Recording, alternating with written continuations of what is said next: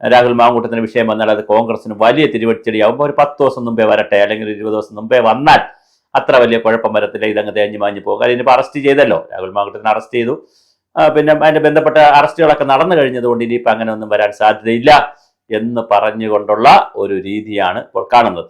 അതിനിടയിലാണ് CPM-ന്റെ സൈബർ പോരാളികളും CPM-ന്റെ ആളുകളും വളരെ ഗൗരവമായി രംഗത്ത് വന്നിട്ടുണ്ട്.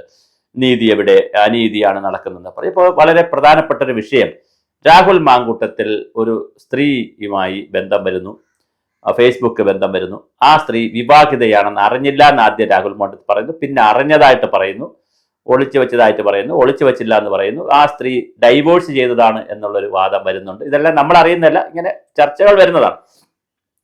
പിന്നെ അതിനുശേഷം അവർ ബന്ധപ്പെടുന്നു, അത് മാനസികമായി അടുക്കുന്നു, ശാരീരികമായത്തിലേക്ക് പോയി. പിന്നെ അവരെ ഗർഭചിത്രത്തിന് 3ാമത്തെ ശാരീരിക ബന്ധത്തിൽ അവർ ഗർഭിണിയാവുകയും ഗർഭചിത്രം നടത്താൻ അവർക്ക് ഗുളിക കൊടുത്തു വിടുകയും ചെയ്തു സഹപ്രവർത്തകന്റെ കയ്യിൽ. ഇതൊക്കെയാണ് കേസ്. അപ്പോൾ വളരെ ലളിതമായ ഒരു ചോദ്യം, രാഹുൽ മാങ്കൂട്ടത്തിന്റെ ലക്ഷ്യം എന്തായിരുന്നു? കേവലം ഒരു സെക്ച്വൽ ആയിട്ടുള്ള ഒരു ഇടപെടൽ മാത്രമായിരുന്നോ?